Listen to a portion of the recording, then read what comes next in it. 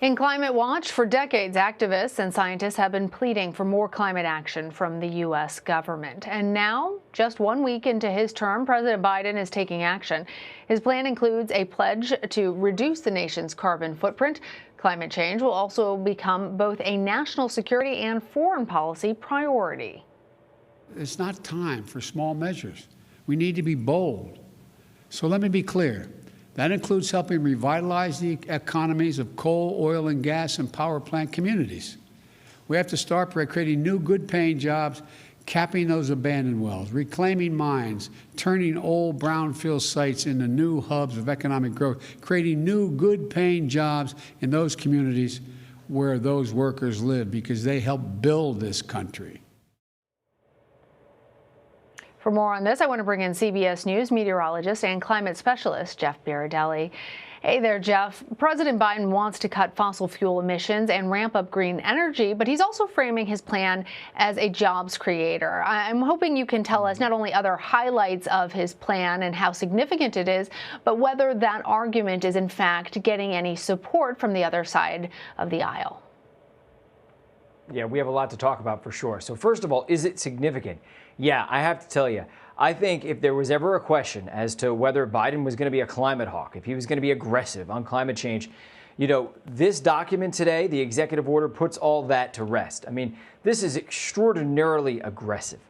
And it covers soup to nuts. So I have a list under the camera right here. I'm going to just have to go through at least a couple of these. So we're going to talk about this next, but procure clean energy and EVs from the federal government. It's really important because it sends a market signal, and that really changes everything. Also, Biden mentioned it in his 25-second little video clip that we just played. He's going to develop a working group for coal and fossil fuel communities to make sure they're not left behind, because undoubtedly, as we transition to renewable energy, we never want to see workers get left behind. So this is going to address that. Also, environmental justice is high on his list. He's planning on spending 40% of the money that's going into climate change to go into communities that really need it, that are underserved communities. Also, civilian climate corps. You can kind of think of it like AmeriCorps or Peace Corps, but basically the government's going to hire young people to go around, plant trees, conserve our forests and our oceans, and create more recreational spaces. So this is a way to put more people to work. Asking the Department of Agriculture to help farmers sequester carbon dioxide in their soil. The list goes on and on. I could be here all day. That's how big it is. Also, restore scientific integrity and science to decision-making in policy across all the agencies and departments of the federal government. Yeah, the Biden administration has made that front and center. Jeff, you also spoke with Ali Zaidi, the first Deputy White House National Climate Advisor, about how the federal government will procure clean energy. Let's take a listen to that exchange. The federal government is one of the largest purchasers of goods, period, and the largest purchaser of power. It also maintains a fleet of hundreds of thousands of vehicles. So we're sending a clear signal to the market. This is where we want to go. And the good news is that's where the market wants to go. So, Jeff, what else does the federal government need to do in order to support a green economy? So, what he talked about, it makes complete and total sense. The federal government has a tremendous amount of power, not just in terms of the amount of power it uses, but in terms of the amount of power it has. And by sending those market signals, they want to double offshore wind by 2030. So that sends a signal that offshore wind is going to become a very important player. By buying so many EVs, which they're going to buy, I think they're going to build about 500,000 charging stations. So, basically you're telling the market and all the corporations out there, we are moving in this direction. We're going to have a clean economy. And so you send a clear signal to the market, and then the market follows suit. So, the market has a lot of momentum. Renewable energy is already cheaper in many ways than fossil fuels. This is just going to make it that much cheaper.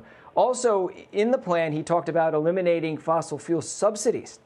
If that were to happen on a large scale, fossil fuels, producing fossil fuels are already a little bit more expensive in a lot of cases than renewable energy right now. So, renewable energy has been doing this over the past couple of years. It's about to do that. There's going to be a very big change that's going to happen.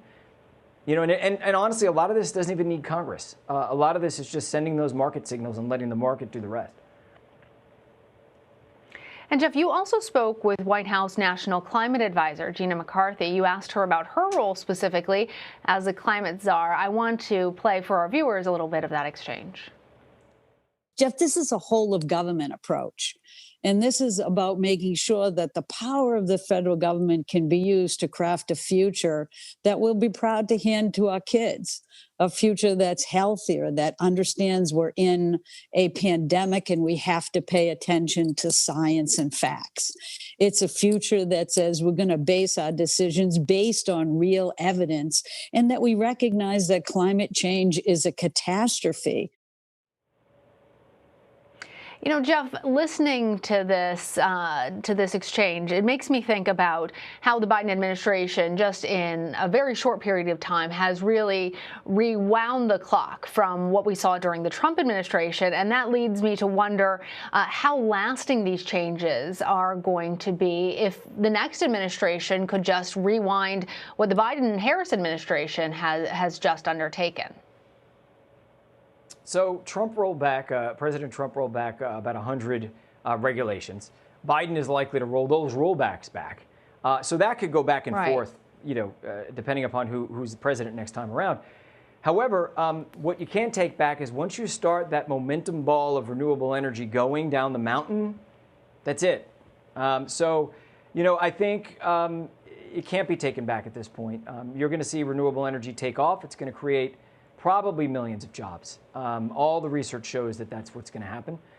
It's a green industrial revolution.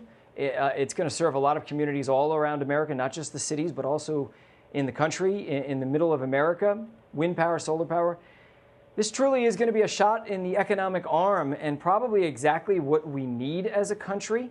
And I think it's going to bring us a brighter future. So, you know, the next administration could try to roll back things, and they may be able to, but there's one thing they can't stop is going to be this renewable energy revolution. Jeff, as you laid out in the very first question and answer that we had, it is an ambitious plan.